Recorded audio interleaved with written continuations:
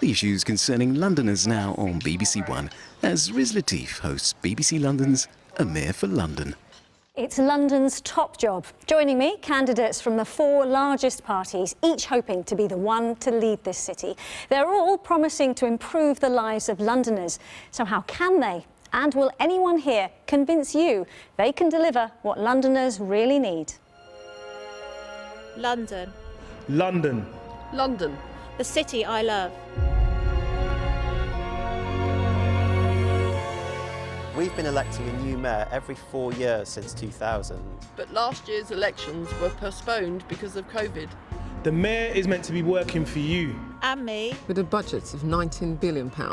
It's money to be spent on improving Crime on the streets. Our transport system. Housing. To promote the city's vibrant economy. Protect our environment. And to invest in our youth. We need a mayor that speaks for us. In times of crisis. And celebration. We need a mayor that will fight against inequality. Social injustices. For businesses, no matter our size. To make this city the best it can be. Is that you? Is that you? Is that you? Is that you? Is that you? Is that you?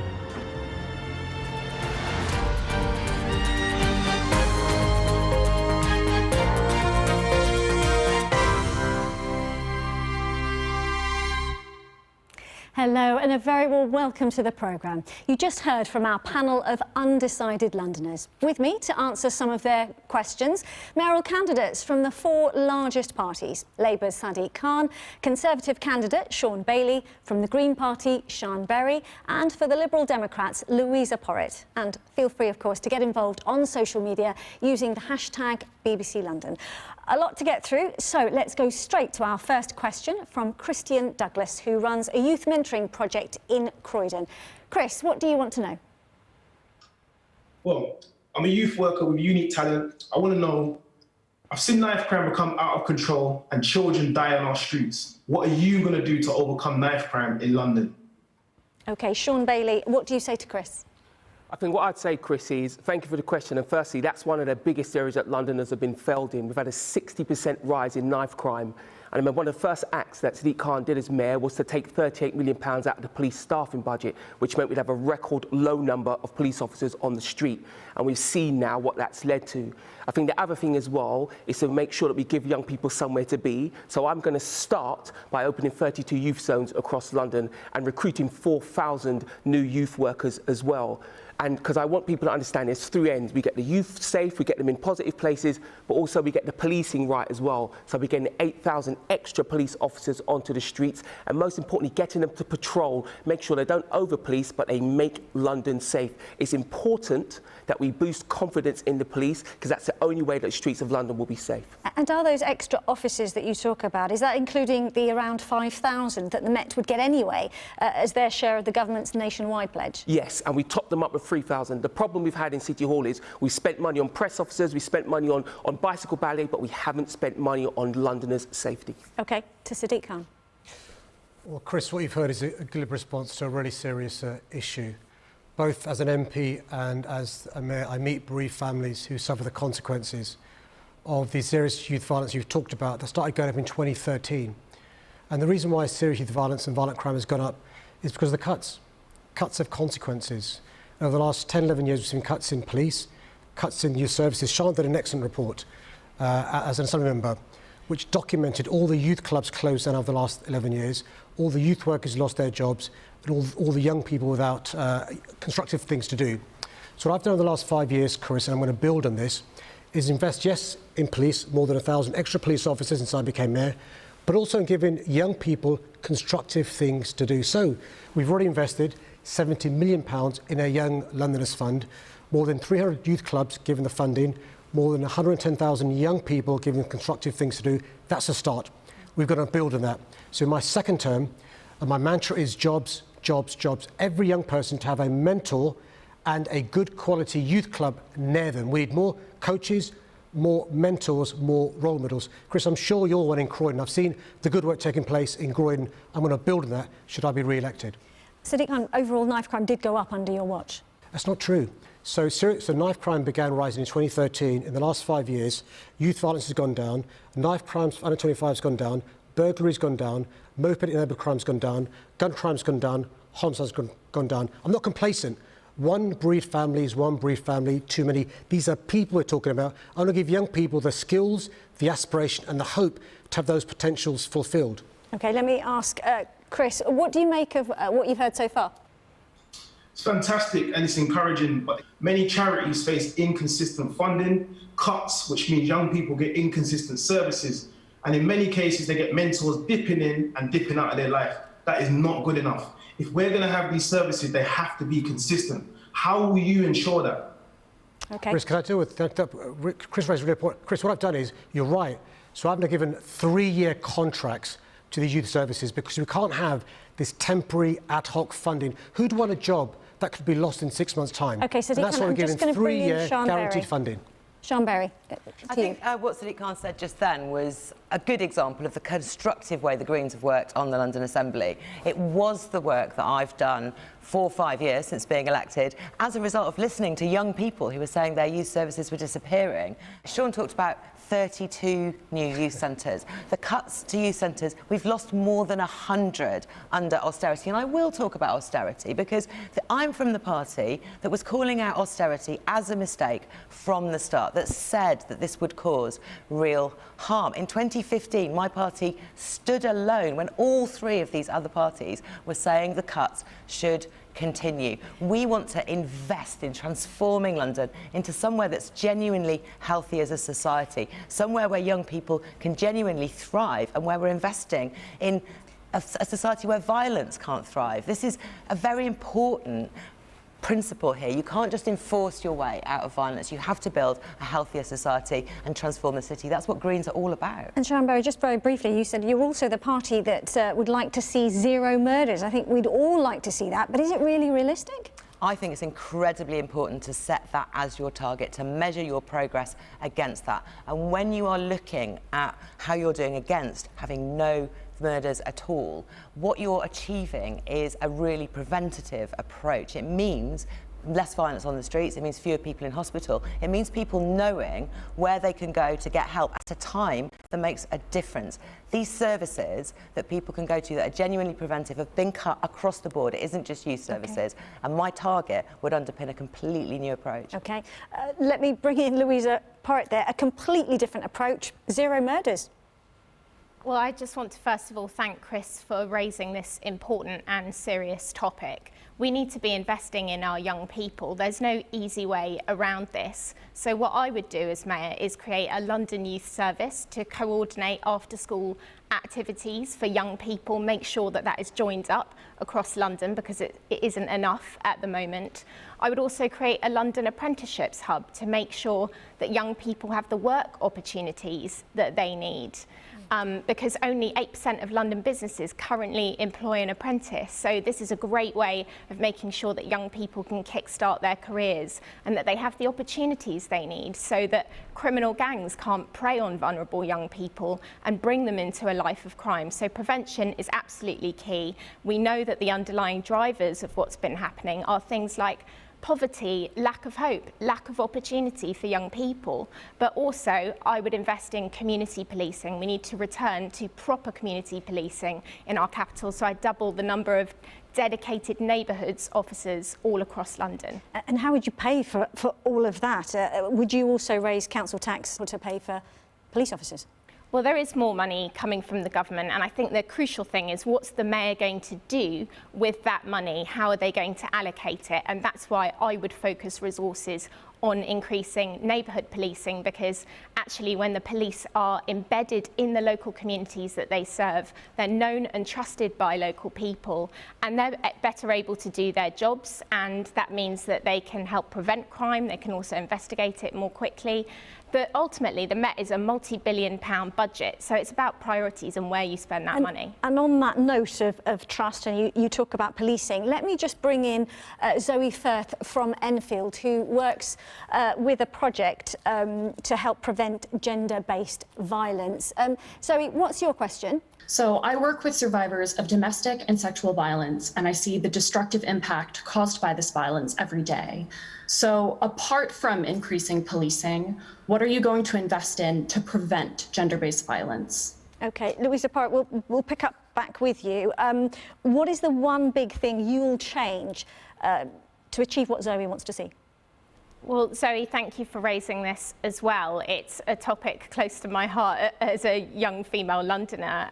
The tragic death of Sarah Everard is something that moved all of us and reminded us of the daily threats that women face in our capital and, frankly, all over our society all the time. There isn't an easy fix to this either. We need to root out misogyny from our society, and there isn't just one way to do that. We need to educate boys from a young age to treat women equally and with respect.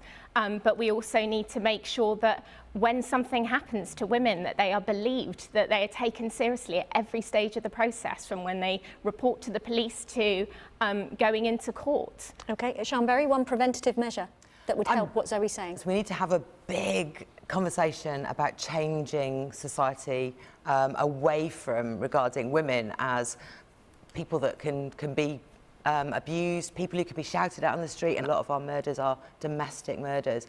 And I just want to say, I've talked a lot about services, but the real preventive service for violence against women and girls is the housing service. At the moment, people do not have the ability to get away from a home where they feel like they're in danger, and that's something I massively want to fix. Zoe, I'm going to bring you back in again because Sadiq Khan is sitting here. He's been the mayor for 5 years.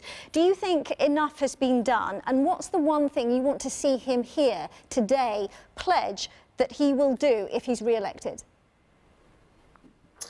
Hi, yes.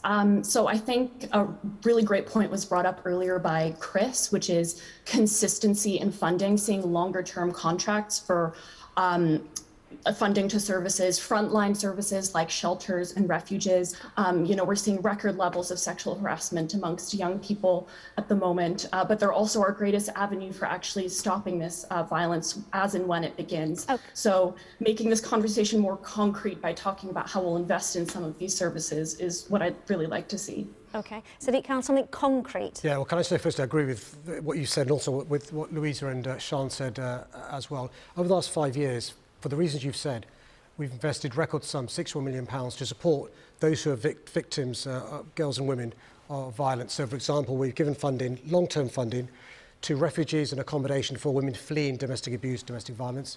Secondly, the survivor groups are so important. When I discovered there was a 1-year waiting list for rape victims, I immediately last year increased their funding by 1.5 million.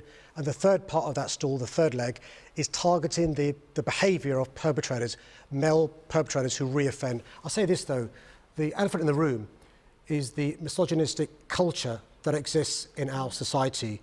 And that's perpetuated by some of the comments by Shaun Bailey and other men about their views of girls and women. So what I do as a first is to make sure the government keeps its promise to make misogyny a hate crime. I think this is a start, because making misogyny a hate crime will make sure the police take it seriously and will make sure boys understand the way they treat girls is important. It must be with respect, and if they don't, they'll be called out. OK, you've made your point. Shaun Bailey, respond to that, please. Firstly, I'd say, so of course what the mayor has done has been very ineffective, because you've seen those rise in those numbers. I think the focus here would be threefold. Firstly, we have to change the culture of the police. As Shaun said, that women are believed, they are protected. There's large parts of our transport network that are just devoid of any cameras, devoid of any sort of policing, and women are regularly attacked on there. So I pledge to cover those places like the Central Line. There's been a 44% increase in sexual attacks on the network. We need to get on top of that. The second part, of course, as well, is about the youth work network.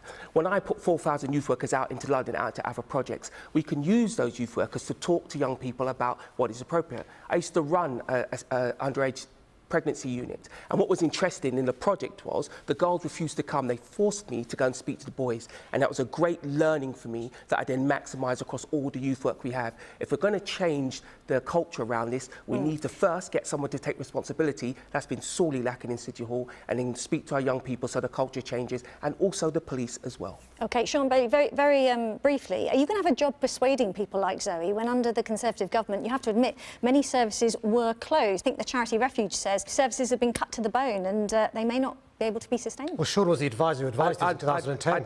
I'd say two things about that.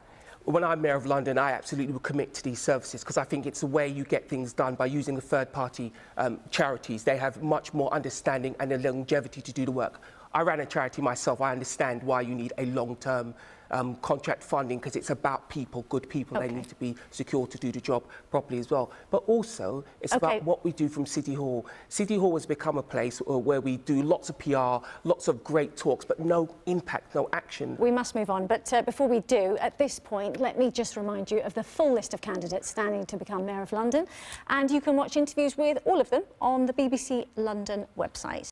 We are going to move on to housing, and before we do, let's hear the experience of Pascal Mitchell, a librarian from Bermondsey. Pascal, tell us your situation briefly. There's 6 of us living in a 3-bedroom flat. So we've been sharing our overcrowded flat for the period of COVID, and also two of my children have disabilities. So it's quite a difficult situation, and we're on a waiting list with 14,000 other people. So it's quite hard to get a bigger flat. OK, Pascal, thank you for that.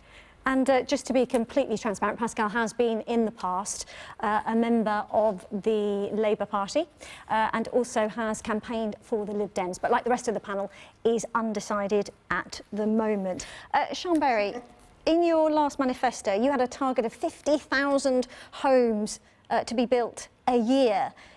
You know, this time, no longer have a target. Why? We have to follow the targets set by the needs of Londoners. And so the target at the moment that's in the current London plan is 64,000 homes a year, isn't it?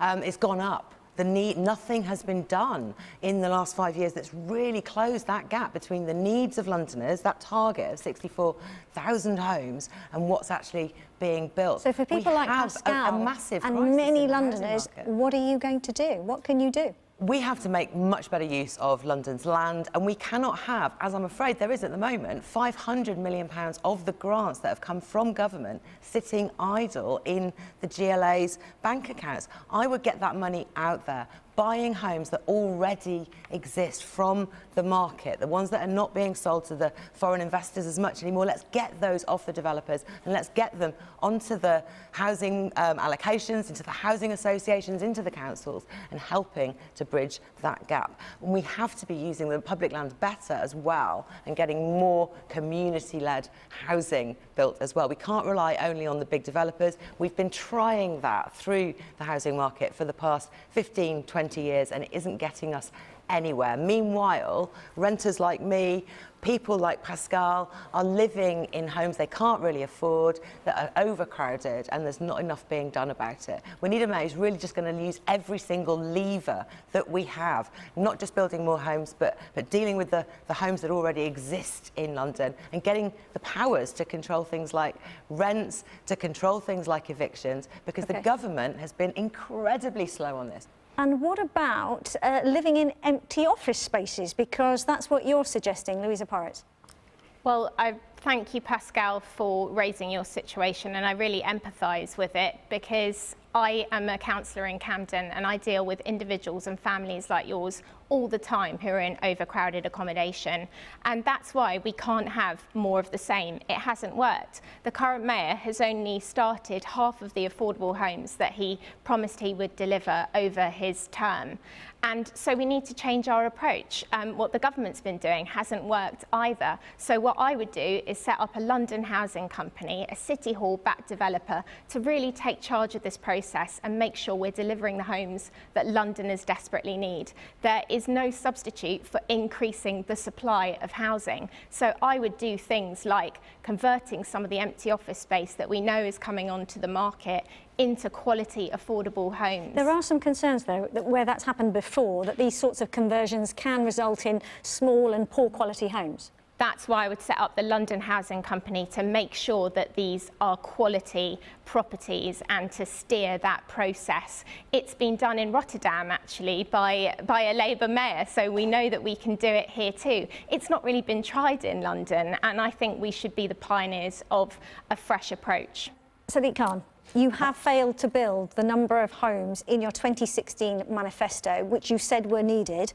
50,000 a year was quoted, but you built 35,000 last year. Well, Pascal, I don't just empathise with what you're going through. I've experienced it. I'm one of 8 kids who mum and dad lived in a 3-bedroom council flat in the 70s. The difference was in the 70s, councils were building the homes that people like you desperately need. What's happened over the last few years is the government has failed, successive governments, to build the numbers of homes we need in London that are genuinely affordable, not for foreigners to use as gold bricks to invest in. So let me tell you what I've done over the last 5 years as Mayor. I ditched the dodgy definition of what Shaun's friend Boris Johnson thinks an affordable home is. A home costing £500,000 to buy, or a home that has 80% of market value to rent. I threw it in the bin. For me, an affordable home is one of 3 things: a council home, and afford that you can rent; a home that's a London living rent, a third of average earnings; or a home that's shared ownership, part rent, part buy, with a deposit of £5,000. And here's what I've done. Last year, we broke the record for the most numbers of council homes begun since 1983. The year before we broke the record, the most starts since 1984. In the last year of Boris Johnson being mayor, only 3 homes where a social rent were payable started. 3.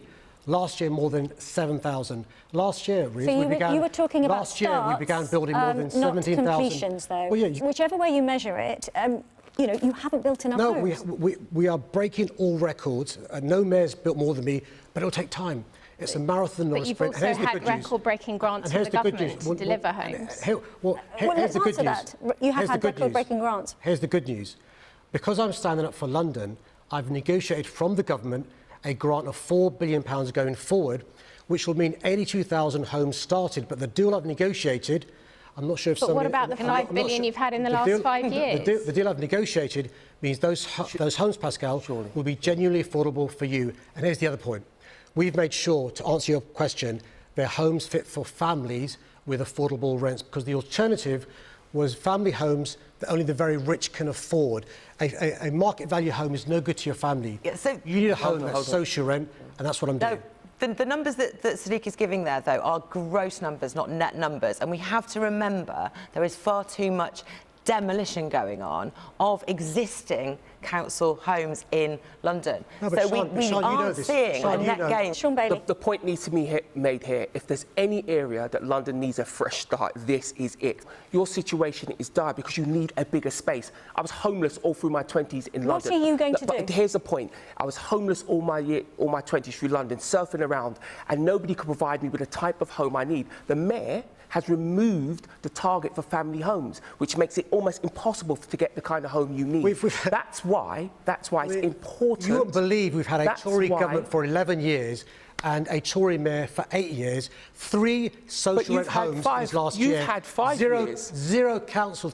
Look, zero the council mayor homes is interrupting. in 8 years. Sadiq Khan's interrupting because he doesn't want to face the truth. He's well, we know utterly leopards don't change failed. their spots. That's the issue. He had a record amount of money and a record amount of time, and he failed massively. We need to move in a new direction. Shaun talked about over-reliance on big developers. Of course, those things have happened. That's why you need to set up a separate City Hall-backed developer that has no target except to deliver homes for Londoners. That's what I will do. No targets from Shaun Bailey. Louisa said a similar thing as well. I will build 100,000 homes for £100,000 because that gets Londoners on the housing market, gets people what they want. It's not just my dream. 87% of Londoners want to own their own home. If the mayor can't help with that, then he should step aside and let somebody who can do it. So you're saying 100,000 homes at £100,000 each, so effectively shared ownership, which would need a £5,000 deposit. Won't that rule out Londoners on low income? No, because you build other homes that need to happen as well. And Luisa made the point, there's no substitute for volume. We need to get the volume into market so people who rent like Shaun can move out of renting if they want to. People who rent controls. We don't rent controls is an admission that you cannot supply the housing you need. Rent controls everywhere else in the world has led to poor quality housing and less of it as well. It's led to lower rents in Berlin. It's led to less housing for everybody. Significantly lower rents than we have here.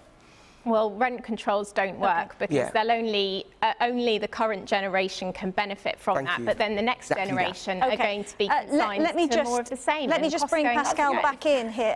Pascal, does anything you've heard there give you cause for optimism? It would be great to invest in the community rather than investing in developers.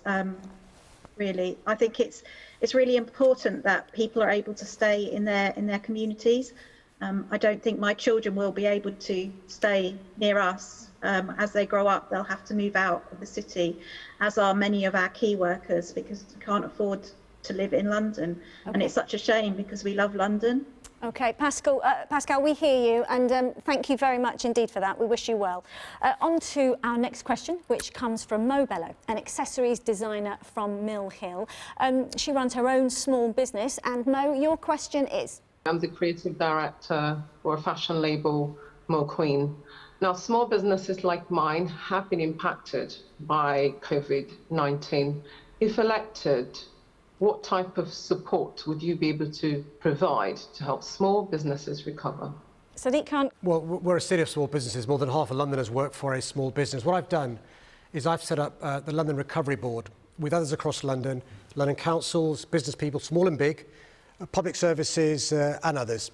And we've got 9 missions, and one of those is supporting people like you who run a small business as we recover from this awful pandemic. So what we've got is £32 million set aside to give young Londoners the skills for the future-proof jobs that you're creating. Really important. So there's a pipeline of talent to get the jobs that you create. What we're also doing is we've set up a scheme where we give small businesses capital. Often, particularly if you're a woman, if you're an ethnic minority, the banks don't give you the investment you need to expand. So we've got £100 million set aside to help small businesses like you. But the third part of the work we're doing to help small businesses is to export overseas. The Mayor's International Business Programme, we have a number of trade missions overseas. We've been to North America, China, India, Europe and elsewhere. And we hook you up, not just with other businesses across the globe, but venture capitalists, angel capitalists, help you expand and export the things you make overseas. Shaun Bailey? I think there's 2 things that we want to focus on. Firstly, I have a Deputy Mayor for Business and a Deputy Mayor for International Trade. I think it's important that the Deputy Mayor for Business does 2 things. Make sure we relay to the government the changes we need. If small businesses need their costs to be lowered so they can survive that period where they try to grow. The other thing that's interesting in London, we have such big finance here, but that never comes down to the level of small business. So small business can get some of that finance to expand as well. So we create a forum where business and small business can meet, where that finance can meet to push your idea, to have your idea backed so it can grow. And particularly for ethnic businesses and women as well, those businesses seem to find it even harder. So we'll have a particular push around that. But the real failing here has been that under a current mayor, we've let London's high streets fall to the 5th lowest, 5% of footfall. We're so low compared to other parts of the country, and London is a footfall city. It doesn't matter if you sell coffee or you sell insurance, you need customers. So it'd be about making sure we keep London COVID clear, and we make sure we get people back into the centre of London, back into using your businesses and buying your products. COVID recovery is going to take resource and support from government, whichever way you look at it. So, Shaun Bailey, do you think you will get a better deal for Londoners because you have a better relationship with government? When was the last time you spoke to the Chancellor, who is the person with the purse strings? Actually, quite recently, but look, there's 2 things here, isn't it? Firstly, I think the Mayor has broken the trust with the government and civil servants. He's done so many things like tweeting. I'm talking about your relationship. Yeah, but this is the point, isn't it? He tweeted something after a Cobra meeting. What I want to do is rebuild that trust. There's a big difference of fighting with the government and fighting for London. I want to fight for London. I do believe I can get a good deal for London because the trust is there and we can build on that trust. Sadiq Khan, do you have a constructive relationship when you use language like the most anti-London government in recent history in your manifesto? That's not going to help, is it? What London has won is a mayor standing up for our city, sometimes working closely with the government when it's in London's interest to do so, but other times standing up to the government where they're getting it wrong. The government's got it wrong with the business rates increase that must be affecting you. The government's got it wrong with the lack of support for young people. I will say boo to a goose. I'm not in Boris Johnson's pocket. If you want a yes man, don't vote for me. Vote for Shaun.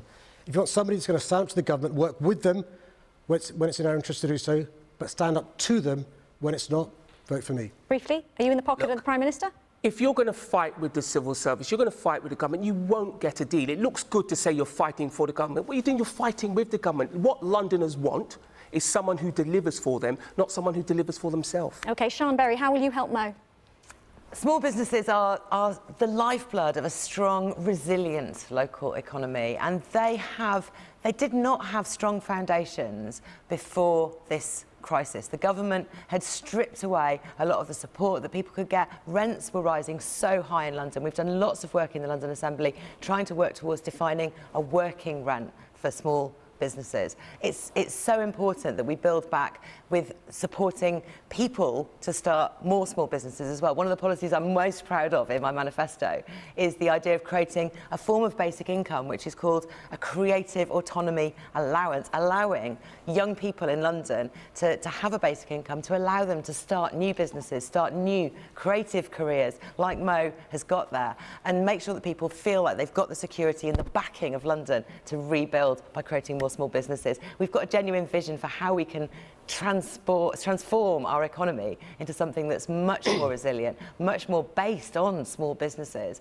And I think people are willing across London to work with us on putting that together. OK.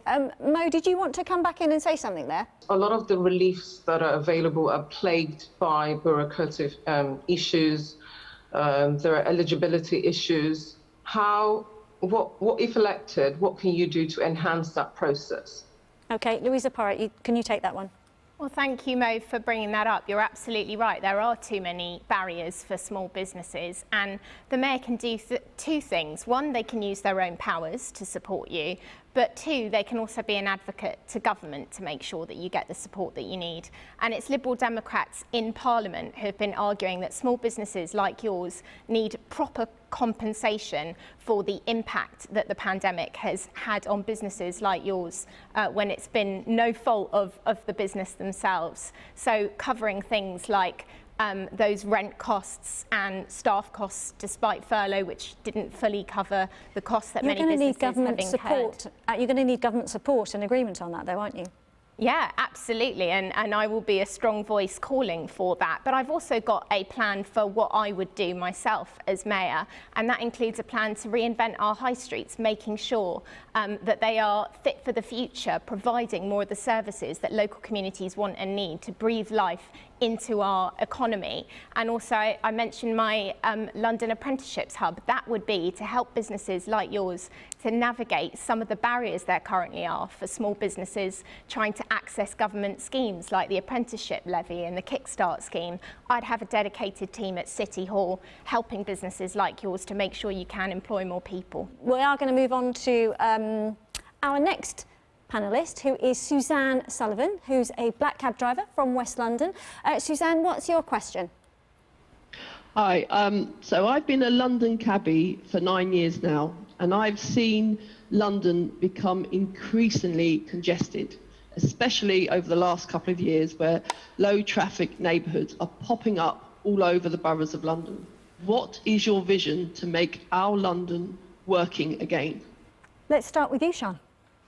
We do need a plan to keep London moving, and we have to be cutting traffic overall. And so I'm going to set what the current Mayor doesn't have, which is an overall target to reduce the traffic on the roads. And I'll bring in a comprehensive plan to achieve that, using as much smarter method of charging for driving on the roads than the current congestion charge and the ultra-low emission zone. We absolutely need... So is that a road pricing policy? It's a per mile by emissions. It has to be privacy friendly and have smart levers, like encouraging people to drive at different times of the day. I've pushed the current Mayor to do this day in, day out for 5 years now, and he's refused even to commission a study. But we do need something smarter. We need something that's going to work and be fair to people like Suzanne. At the moment, we have a scheme where you pay once and you drive around for the whole day. That isn't really fair to everybody. It's not very effective and it's not smart. We need something that's actually going to work. I want to bring down carbon emissions to 0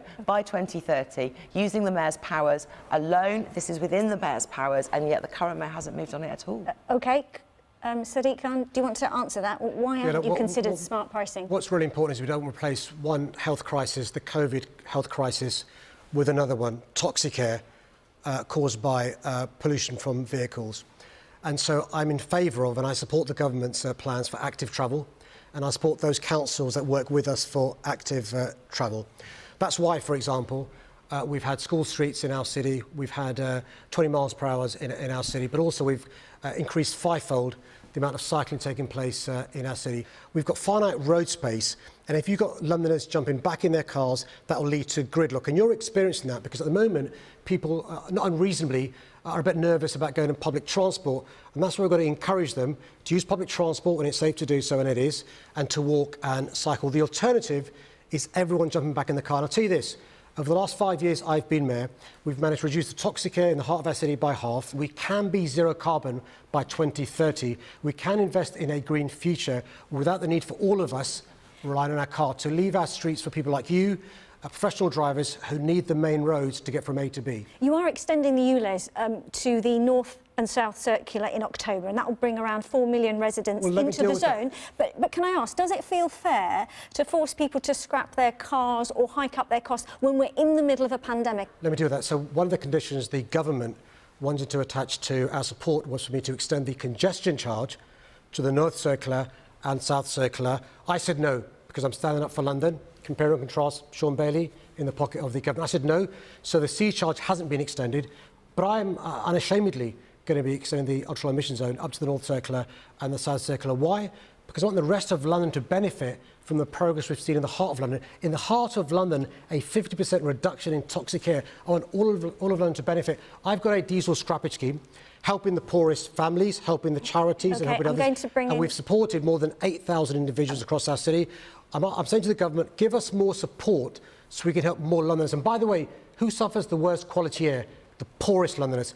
This, for me, is an issue of social justice. OK. Shaun Bailey.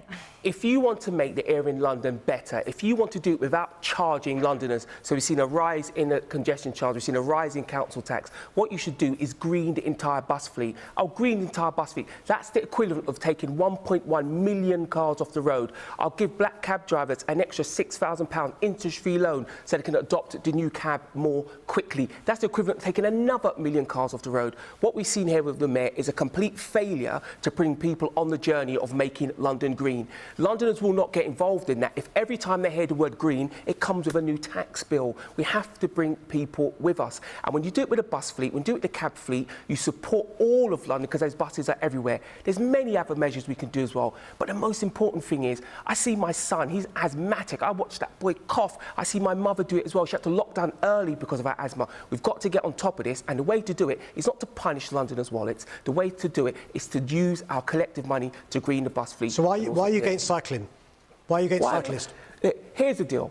The mayor has made it a war between cyclists and drivers. It doesn't need to be that way. We need balance on the streets of London. Sure, I've been cycling. Admit you're anti-cyclist. I've been cycling since the age of 10. Anybody who knows me who's watching this now will know that I used to race. Why do you not pull out our cycle lanes? It's got nothing to do with that. Shaun, I think we need to share the history. In the last 5 years, Shaun and I will agree. Wait, I just want to hear from Shaun and I will agree. Suzanne is who I hear from. Suzanne. He's rewriting history. First of all, the low traffic neighbourhood, you've cut all the roads where they're very affluent areas, and you've put all the traffic onto the trunk roads of London, where are many poorer people living, many residents living on the main trunks of London.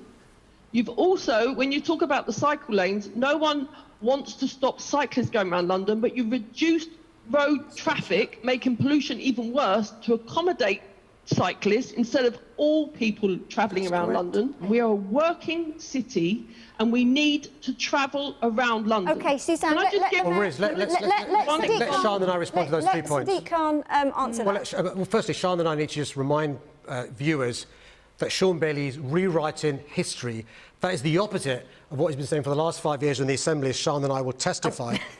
What I actually want to say was that Shaun was going to repeat history, because one of the first things that Boris Johnson did when he came in as mayor in 2008 was cancel the first of the toxicity charges that I'd spent years as a campaigner trying to get in. And that means that we're now 10 years behind achieving the clean air targets that needed to protect. Can I just say, because everybody's speaking and now about he's your Prime Minister, Shaun. How can we trust you when you're standing? And by the way, Riz, Shaun Bailey is the guy that voted against the ultra-low emission zone in 2019 we brought in, voted against our support for those who are walking and cycling, voted against for financial support for school streets for 20 miles per hour, voted against budgets to help small businesses who are really struggling, voted against my budget to support black black cab drivers in the conversion from diesel taxis, polluted and poisonous, to electric taxis.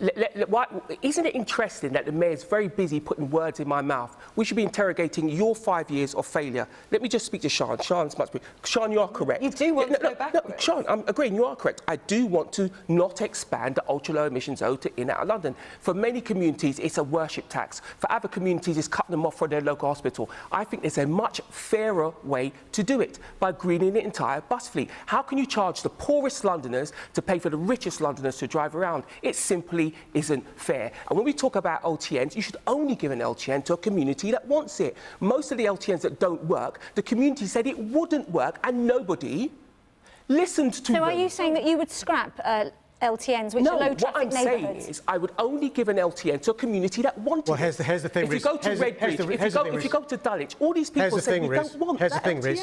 If you're applying the job to be the mayor, it's worth knowing what the rules are. The mayor is not in charge of LTNs.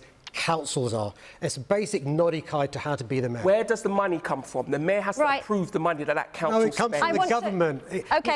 Shaun Bailey's applying to be the mayor. Let us hear from Luisa Porritt. Luisa Porritt, you heard from Suzanne there. Yes, thank you. So I think we need to help Londoners to go green. Londoners like yourself, Suzanne, it's costly for you to change your vehicle. So the mayor should be supporting that, and the government as well, frankly.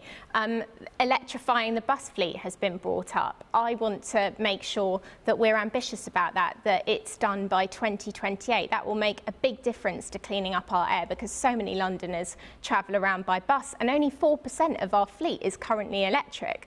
That's shameful. Furthermore, there is currently a £2 billion project. It's the mayor's dirty little secret, the Silvertown Tunnel. It's a new road tunnel that will add more cars to our roads, so it won't help with congestion that you're currently experiencing.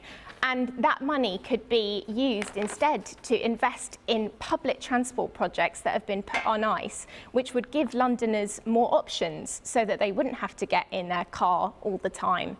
We could invest in things like extending the Bakerloo line instead, or making sure that Crossrail 2 goes ahead. Sadiq, it does sound like a contradiction when you're saying we need to clean up the air. You're going to build a massive new road tunnel. Well, anybody who's been to South East London will see the congestion caused by the Victorian Blackwall Tunnel. On average, it closes down 700 times a year. A 5-minute closure leads to a 3-mile tailback. So it's not £2 billion worth of taxpayers' money.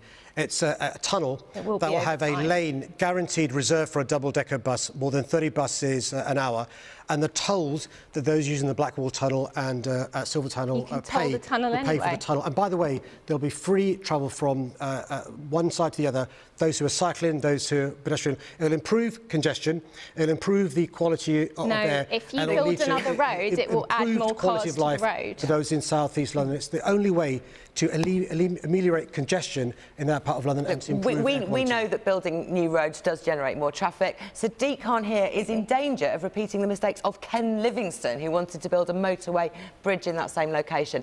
That was scrapped, and the Silvertown Tunnel needs to be scrapped as well. I do that on day one. We are talking about the environment, so I would like to bring in Stephen Yates from Stockwell here, because, Stephen, I know that the environment is a big issue for you.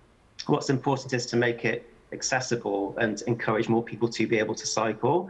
So I know there are cycle lanes now, and I appreciate what Suzanne's saying. It can be a bit difficult for a taxi driver to navigate that.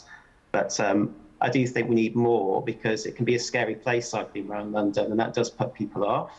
But if there are cycle lanes, it's more accessible.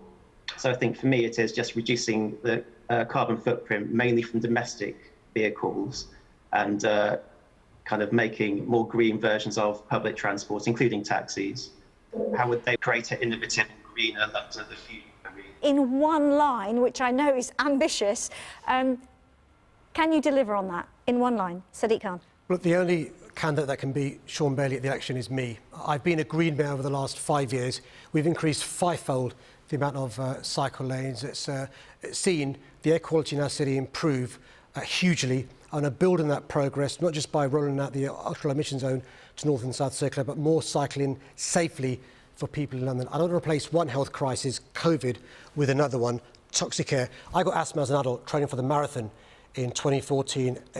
I feel it every day. That's why it's important for us all to work hard so we avoid children having stunted lungs forever, adults with health issues from asthma to cancer to disease. This is a crisis that needs solving. It's really important we're the generation that solves it rather than the last generation that doesn't get it. That's a very long one line, but thank you. Luisa Porritt. So one of the things I would do is make the Santander cycle hire scheme free every Sunday for Londoners, which would encourage Londoners to get into that healthy habit of cycling and also get more people back into the centre of London to enjoy our museums and galleries. But I'd also scrap the Mayor's £2 billion polluting Silvertown Tunnel because it's the wrong direction when we need to be cleaning up our air. I'm an asthmatic because of the pollution in London, and it's unacceptable to consign the next generation to a worse fate. Shaun Bailey. I'll try to be brief, give you three things. Firstly, we should be using the Green Highway, which is the Thames, to take traffic off the road, particularly HGV. One barge removes 50 lorries from the road. We are building a large tunnel underneath the Thames. They're doing it. It definitely works. Number two, I've talked about greening the bus fleet. That is very important because you're cycling behind that bus. So let's make sure that it isn't spewing things into your face. And when we talk about the roads of London, we have to make sure that LTNs are put in places where they're useful, not where they add to the traffic, because it's creating a wall between cyclists and everybody else. It doesn't need to be that way. Many cyclists like myself cycle, drive and walk. Let's encourage more people to cycle. If you come to my community, nobody cycles. Why? Because where the cycle lanes are, how they're built don't appeal to us and not for us. Let's make more quiet ways. Let's give people more access to cycling and then they will become cyclists. OK. Shaun Berry, one line. I said before we needed a comprehensive transport plan, and that's what I bring. So alongside fairer ways of charging for driving, I'd bring down the fares on public transport in outer London. We'd have one zone under a Green Mayor, and I'd triple the cycling budget. It's so important that we make these other ways of getting around safer and more attractive and cheaper as well. Getting safety on the roads right is really important. So if you really want a Green Mayor who will do all of this and who has this plan that will make us the first city in the world to get to zero carbon transport, you actually have to vote for a real Green Mayor. OK, thank you, all four of you. OK, lots and lots to take in, lots to think about ahead of May the 6th. For now, though, let's finish as we started with our panel of undecided voters, and we want them to describe in a few words your vision for this city over the next few years. Christian, first to you. I would like a safer London where young people don't have to worry about getting stabbed or serious youth violence coming their way. I'd love for there to be more opportunities and investment in the next generation of young people who will become our future leaders. OK, thank you. Zoe, to you. I want police to be trained to recognize and take seriously all forms of abuse and coercion, and better funded victim services that serve all women, including refugees. Overall, our mindset needs to radically change. We must treat gender-based violence and rape culture as serious threats to London's safety. Thank you. And Mo? So I would love to see initiatives, specifically grants, forms of support that would prevent risks of closure of businesses, further staff reductions, or long-term financial fragility. So, yeah. Thank you, Mo. Pascal? I'd like to see a reduction in the waiting lists in London, and I'd like to see homes built for families, large families. I'd like to see an end to overcrowding. And I'd love for my children to be able to grow up in the city that we love, which is London. OK, and over to you, Suzanne, your vision for this city over the next few years. OK, so I would love to see London open up its roads again and to become greener by making electric vehicles more affordable and for the infrastructure to be supported by it. OK, and finally, Stephen, to you. I'd like to be able to step out of my house and breathe clean, safe air in London. And I'd like London to go carbon zero, but as a priority, not as an afterthought. And I'd like it to be a really inspirational city for other cities in the world to follow. OK. Thank you, and thank you to all of you for taking the time to be with us. We really appreciate it. And of course, to our candidates here, let me just remind you, this is the full list of mayoral candidates standing. You can watch interviews with all of them on the BBC London website. And of course, thanks to you for watching. It'll be Londoners who will decide who leads this city for the next few years. From all of us here, Take care. Bye-bye.